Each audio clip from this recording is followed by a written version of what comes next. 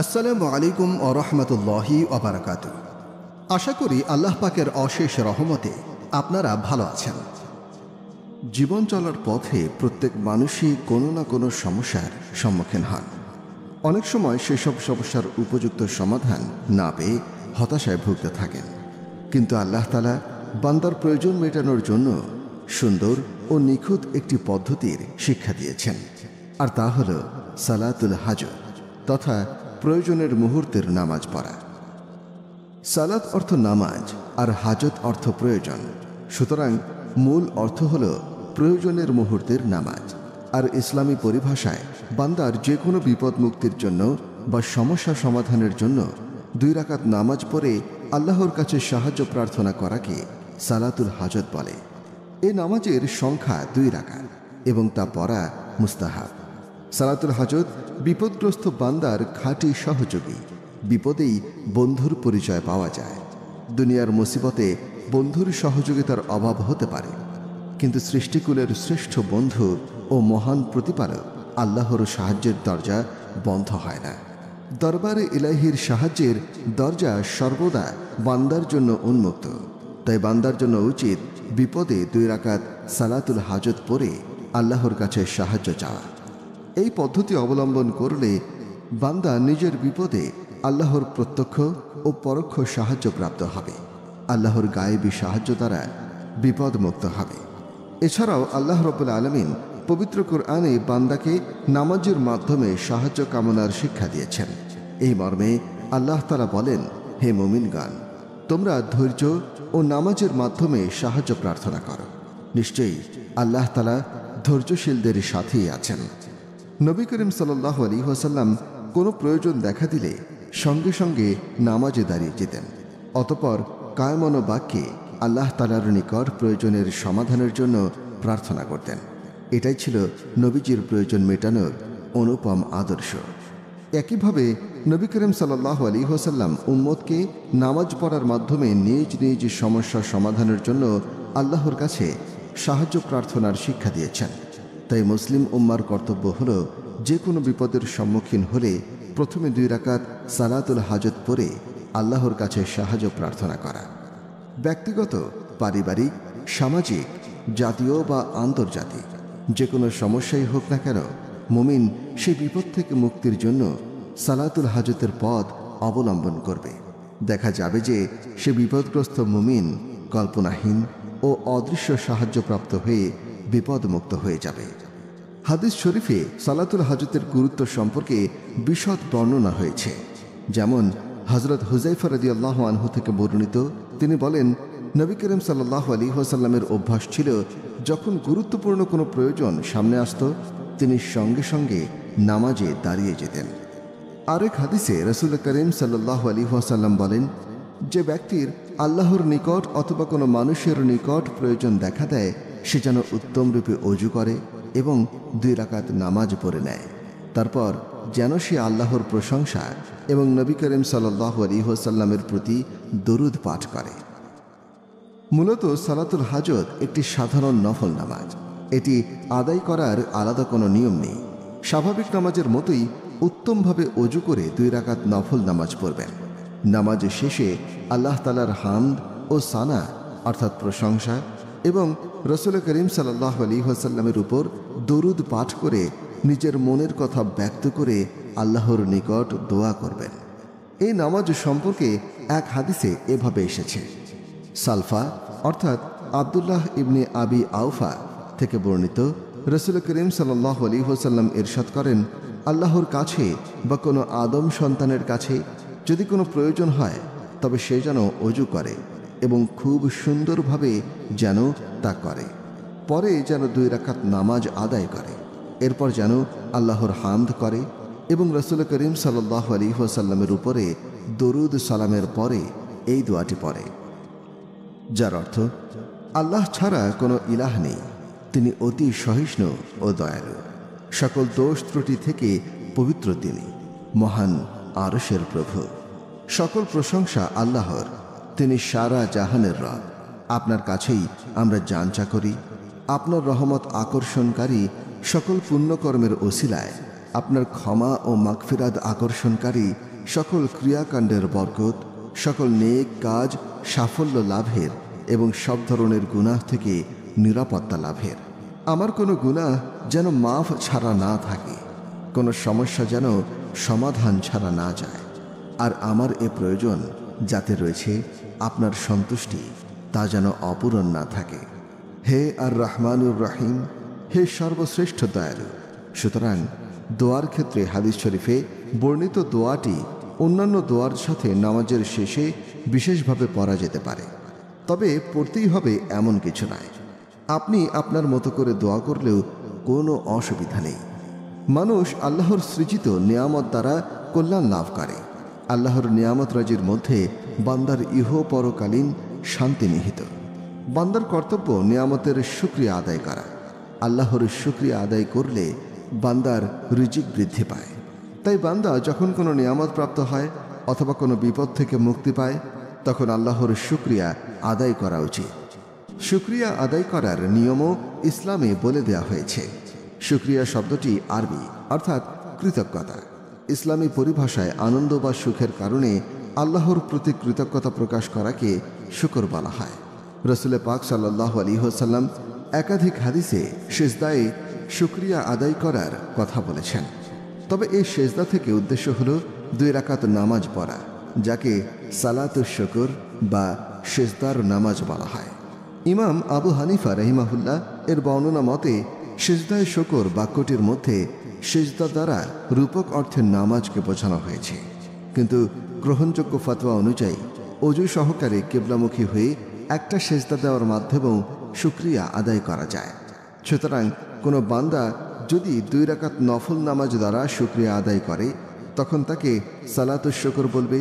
আর একটা সিজদার মাধ্যমে যদি শুকরিয়া আদায় করে, তখন তাকে সিজদায়ে শুকর বলবে। এই পদ্ধতিতে আল্লাহর নিয়ামতের শুকরিয়া আদায় হয়ে যাবে।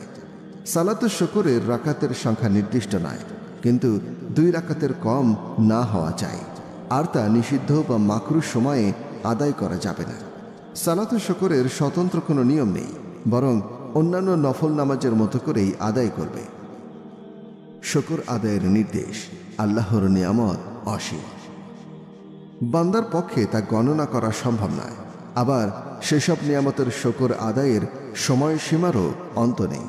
বান্দার দুনিয়ার সংক্ষিপ্ত জীবনে আল্লাহর অশেষ নিয়ামতের শুকর পরিপূর্ণভাবে আদায় করা অসম্ভব। এরপরেও বান্দাকে আল্লাহর নিয়ামতের শুকরিয়া আদায় করে যেতেই হবে। কখনো বান্দা আল্লাহ প্রদত্ত নিয়ামতের প্রতি অকৃতজ্ঞ হতে পারে না। এটাই হলো সৃষ্টিকর্তার বিধান। এই মর্মে আল্লাহ তাআলা বলেন, তোমরা আমাকে স্মরণ করো, তাহলে আমিও তোমাদেরকে স্মরণ করব। আর তোমরা আমার নিয়ামতের শুকর আদায় করো, আর অকৃতজ্ঞতা করো না। কুরআনে শুকরিয়ার গুরুত্ব। আল্লাহ তাআলা মানব জাতির জন্য বেশুমার নিয়ামত দান করেছেন। আবার সেই নিয়ামতে শুকরিয়া আদায় করার প্রতি তাগিদও দিয়েছেন। বান্দা যত বেশি শুকরিয়া আদায় করবে, তত বেশি রিজিক প্রাপ্ত হবে। আর যদি শুকরিয়া আদায় না করে, তখন আল্লাহ তাআলা বান্দার উপরে কঠিন আযাব নাজিল করেন। তাই আমাদের উচিত রিজিক বৃদ্ধির জন্য এবং জাহান্নামের ভয়ঙ্কর শাস্তি থেকে নিজেকে বাঁচানোর জন্য বেশি পরিমাণে আল্লাহর শুকরিয়া আদায় করা। এ প্রসঙ্গে আল্লাহ তাআলা বলেন, আর যখন তোমাদের প্রভু ঘোষণা দিলেন, যদি তোমরা শুকরিয়া আদায় করো, তবে আমি অবশ্যই তোমাদের নিয়ামত বাড়িয়ে দেব। আর যদি তোমরা অকৃতজ্ঞ হও, নিশ্চয়ই আমার শাস্তি অত্যন্ত ভয়াবহ। আল্লাহ তাআলা আরো বলেন, যদি তোমরা কৃতজ্ঞতা প্রকাশ করো এবং ঈমান আনো, তাহলে তোমাদেরকে শাস্তি দিয়ে আল্লাহ তাআলা কি করবেন? আল্লাহ তাআলা পুরস্কার দানকারী, সর্বজ্ঞ। হাদিসে সিজদায়ে শুকরের মাহাত্ম্য। আল্লাহর সৃষ্টির মাঝে আল্লাহর অস্তিত্ব বিদ্যমান। যুগে যুগে নবী রাসূলদের মুজিজা দ্বারা বারবার আল্লাহর অস্তিত্বের কথা প্রমাণিত হয়ে আসছে, যা কোরআন ও হাদিসে স্বর্ণাক্ষরে লিখিত আছে। তাই যখন যেখানে আল্লাহর কোনো নিদর্শন চোখে পড়ে, সঙ্গে সঙ্গে শুকরিয়া স্বরূপ 2 রাকাত নামাজ পড়ে নেওয়া সুন্নাত। এভাবে একাধিক হাদিসে রাসূল পাক সাল্লাল্লাহু আলাইহি ওয়াসাল্লাম শুকর আদায় করার নির্দেশ দিয়েছেন। মূলত দুনিয়ার সব সৃষ্টি হলো আল্লাহর নিদর্শন। তাই আল্লাহর নিদর্শন দেখতে পেলে শুকরিয়া স্বরূপ 2 রাকাত নামাজ বা একটি সেজদায়ে শুকর আদায় করা উচিত। এই প্রসঙ্গে রাসূল পাক সাল্লাল্লাহু আলাইহি ওয়াসাল্লাম বলেন, যখন তোমরা কোনো নিদর্শন দেখবে তখন সেজদা করবে। আরেক হাদিসে আছে, হযরত আবু বকর সিদ্দিক রাদিয়াল্লাহু আনহু বলেন, যখন নবী করিম সাল্লাল্লাহু আলাইহি ওয়াসাল্লামের নিকটে কোনো খুশির সংবাদ বা এমন কিছু পৌঁছাতো যাতে তিনি সন্তুষ্ট হতেন, তখন তিনি আল্লাহর দরবারে কৃতজ্ঞতা জ্ঞাপনের উদ্দেশ্যে সেজদায় পতিত হতেন। মানুষকে আল্লাহ তাআলা শ্রেষ্ঠ জাতি হিসেবে সৃষ্টি করেছেন। এই সৃষ্টির মূল লক্ষ্য হল একমাত্র আল্লাহর ইবাদত করা। সেই সঙ্গে মানব জাতির জন্য জীবন বিধান প্রণয়ন করেছেন মহান আল্লাহ তাআলাই, যাতে হালাল হারাম নির্ণয় করতে সক্ষম হয় এবং বান্দার কোনো কাজে বৈধ অবৈধ এবং সত্য মিথ্যার মিশ্রণ না ঘটে। তবে মানুষ ভুলের ঊর্ধ্বে নয়। অনেক সময় দেখা যায় মানবজাতি ইচ্ছা বা অনিচ্ছায় অপরাধে জড়িয়ে পড়ে, আল্লাহ তাআলার বিধানের সীমা লঙ্ঘন করে বসে। কিন্তু আল্লাহ তাআলা বান্দার সেসব ভুল সংশোধনের জন্য এবং স্বীয় অপরাধ থেকে মুক্তি লাভের সুযোগ করে দিয়েছেন। আর সেই মুক্তির পথ হল তওবা। এই তওবার মাধ্যমে বান্দা আবার স্বীয় নিষ্পাপ জীবনে ফিরে আসে। তওবাই একমাত্র আল্লাহর নৈকট্য ও মাগফিরাত লাভের অনন্য উপায়। তওবা শব্দটি আরবি। এর আবিধানিক অর্থ হল অনুশোচনা বা পুনরায় পাপ না করার সংকল্প। ইসলামী শরীয়তের পরিভাষায় নিজের কৃত অপরাধের প্রতি অনুতপ্ত হয়ে আল্লাহর নিকটে ক্ষমা প্রার্থনা করা এবং ভবিষ্যতে অপরাধ বা গুনাহ না করার দৃঢ় সংকল্প করাই হল তওবা। আর গুনাহের কাজ সংঘটিত হওয়ার পরপরই মাগফিরাতের উদ্দেশ্যে ওযু করে 2 রাকাত নফল নামাজ পড়াকে সালাতুত তওবা বা তওবার নামাজ বলে। তওবার নামাজ অন্যান্য নফল নামাজের মতো করেই আদায় করবে। এজন্য পৃথক কোনো নিয়ম নেই। আর নিষিদ্ধ ও মাকরুহ ওয়াক্ত ব্যতীত যে কোনো সময় তওবার নামাজ পড়া যাবে। কুরআনে তওবার গুরুত্ব। আল্লাহ তাআলা মহান, করুণাময় এবং দয়ালু। তিনি বান্দাকে জাহান্নামের জ্বলন্ত আগুন থেকে বাঁচানোর জন্য তওবার বিধান রেখেছেন, যাতে কোনো অপরাধ সংঘটিত হলে সঙ্গে সঙ্গে তওবা করে পাপ মুক্ত হতে পারে এবং দোজখের আযাব থেকে পরিত্রাণ লাভ করতে পারে। এই প্রসঙ্গে আল্লাহ তাআলা বলেন, হে মুমিনগণ, তোমরা আল্লাহর কাছে তওবা করো, আন্তরিক তওবা। আশা করা যায় তোমাদের পালনকর্তা তোমাদের মন্দ কর্মসমূহ মোচন করে দেবেন এবং তোমাদেরকে প্রবেশ করাবেন জান্নাতে, যার তলদেশে ঝর্ণাসমূহ প্রবাহিত হয়। সেদিন আল্লাহ তাআলা নবী ও তার মুমিন বান্দাদেরকে অপদস্থ করবেন না। তাদের নূর তাদের সম্মুখে ও ডান পাশে ধাবিত হবে। তারা বলবে, হে আমাদের প্রতিপালক, আমাদের নূরকে পরিপূর্ণ করে দিন এবং আমাদেরকে ক্ষমা করুন। নিশ্চয়ই আপনি সব কিছুর উপরে সর্বশক্তিমান। আল্লাহ তাআলা আরো বলেন, হে মুমিনগণ, তোমরা আল্লাহর নিকটে তওবা করো, যাতে তোমরা সফলতা অর্জন করতে পারো। তওবার নামাজের ফজিলাত। নবী করিম সাল্লাল্লাহু আলাইহি ওয়াসাল্লাম স্বীয় উম্মতের পাপ মুক্তির জন্য তওবার নামাজের বিধান রেখে গেছেন। তওবার নামাজ গুনাহ মার্জনার শ্রেষ্ঠ উপায়, কারণ উম্মতরা নিষ্পাপ নয়। তাদের মধ্যে অন্যায়, অবিচার, অপরাধ ইত্যাদি সংঘটিত হবে, কিন্তু সেই অপরাধ থেকে তওবা বা তওবার নামাজের মাধ্যমে নিজের কৃত মন্দ কাজের জন্য আল্লাহর দরবারে ক্ষমা চাইতে হবে। এ নামাজ হল বান্দার পাপ মুক্তির চাবি স্বরূপ। এই মর্মে রাসূল পাক সাল্লাল্লাহু আলাইহি ওয়াসাল্লাম বলেন, কোনো ব্যক্তি যদি কোনো গুনাহ করে ফেলে, তারপর সে দাঁড়িয়ে ওযু করে 2 রাকাত নামাজ পড়ে আল্লাহর কাছে ক্ষমা প্রার্থনা করে, তখন আল্লাহ তাআলা অবশ্যই তাকে ক্ষমা করে দেন। তারপর নবী করিম সাল্লাল্লাহু আলাইহি ওয়াসাল্লাম এই আয়াতটি পাঠ করলেন। মুত্তাকি তারাই যারা কখনো কোনো অশ্লীল কাজ করে ফেললে অথবা কোনো মন্দ কাজে জড়িয়ে পড়লে নিজের উপরে জুলুম করে বসলে আল্লাহকে স্মরণ করে এবং নিজের পাপের জন্য ক্ষমা প্রার্থনা করে। নবীজির তওবা। নবী করিম সাল্লাল্লাহু আলাইহি ওয়াসাল্লাম এবং সাহাবায়ে কেরাম রাদিয়াল্লাহু আনহুম নিষ্পাপ, এতে কোনো সন্দেহ নেই। এরপরও নবী করিম সাল্লাল্লাহু আলাইহি ওয়াসাল্লাম নিজেও তওবা করতেন। তিনি এই জন্য তওবা করতেন যে যাতে নবীজির পবিত্র অন্তর আল্লাহর দরবারে হাজির থাকে, আল্লাহর দরবার থেকে অন্যদিকে গাফেল না হয়। একইভাবে সাহাবারাও আল্লাহর ভয়ে তওবা করতেন। এমনকি নবীজি সাল্লাল্লাহু আলাইহি ওয়াসাল্লাম দৈনিক 100 বার তওবা করতেন। এ প্রসঙ্গে রাসূল পাক সাল্লাল্লাহু আলাইহি ওয়াসাল্লাম বলেন, হে মানব জাতি, তোমরা আল্লাহর নিকটে তওবা করো, নিশ্চয়ই আমি দৈনিক 100 বার তার নিকট তওবা করি। রাসূল করিম সাল্লাল্লাহু আলাইহি ওয়াসাল্লাম আরও বলেন, গুনাহ থেকে তওবাকারী ওই ব্যক্তির ন্যায় যার কোনো গুনাহ নেই। অজু করার পরে অজুর অঙ্গগুলো শুকানোর পূর্বেই 2 রাকাত নামাজ পড়া মুস্তাহাব। ইসলামী পরিভাষায় এই নামাজকে তাহিয়াতুল ওযু বলা হয়। এই নামাজ যদিও বাধ্যতামূলক নয়, তবে এর অনেক ফজিলত রয়েছে। যেমন হাদিস শরীফে এসেছে, উকবা ইবনে আমির রাদিয়াল্লাহু আনহু থেকে বর্ণিত, তিনি বলেন, রাসূল সাল্লাল্লাহু আলাইহি ওয়াসাল্লাম ইরশাদ করেন, যে মুসলমান সুন্দররূপে ওযু করে, তারপর দাঁড়িয়ে দেহ ও মনকে পুরোপুরি তার প্রতি নিবদ্ধ রাখে এবং 2 রাকাত নামাজ আদায় করে, তার জন্য জান্নাত ওয়াজিব হয়ে যায়। অপর এক হাদিসে এসেছে, হযরত আবু হুরায়রা রাদিয়াল্লাহু আনহু হতে বর্ণিত, তিনি বলেন, একদা ফজরের নামাজের সময়ে নবী করিম সাল্লাল্লাহু আলাইহি ওয়াসাল্লাম হযরত বেলাল রাদিয়াল্লাহু আনহুকে লক্ষ্য করে বললেন, হে বেলাল, বলো দেখি, তুমি ইসলাম গ্রহণের পরে এমন আশাব্যঞ্জক কি আমল করেছ যাতে বিরাট সওয়াবের আশা তুমি করতে পারো? কেননা আমি জান্নাতে আমার সম্মুখে তোমার পায়ের জুতার শব্দ শুনতে পেয়েছি। এর উত্তরে হযরত বেলাল রাদিয়াল্লাহু আনহু বললেন, হে আল্লাহর রাসূল সাল্লাল্লাহু আলাইহি ওয়াসাল্লাম, আমি এটা ছাড়া এমন কোনো কাজ করিনি যার দ্বারা বিরাট সওয়াবের আশা করা যেতে পারে। তা হলো, আমি রাতে কিংবা দিনে যখনই পবিত্র হয়েছি, অর্থাৎ অজু করেছি, তখনই সে অজু দ্বারা আমি নামাজ পড়েছি, যে পরিমাণ নামাজের আল্লাহ কর্তৃক আমাকে তৌফিক দেওয়া হয়েছে। তাহিয়াতুল ওযু নামাজের নিয়ম। তাহিয়াতুল ওযুর নামাজ পড়তে সাধারণ সুন্নত বা নফল নামাজের ন্যায় যে কোনো সূরা কিরাত দ্বারা তাহিয়াতুল ওযু নামাজ আদায় করা যায়। উভয় রাকাতেই সূরা ফাতিহার পরে অন্য সূরা মিলিয়ে পড়তে হবে।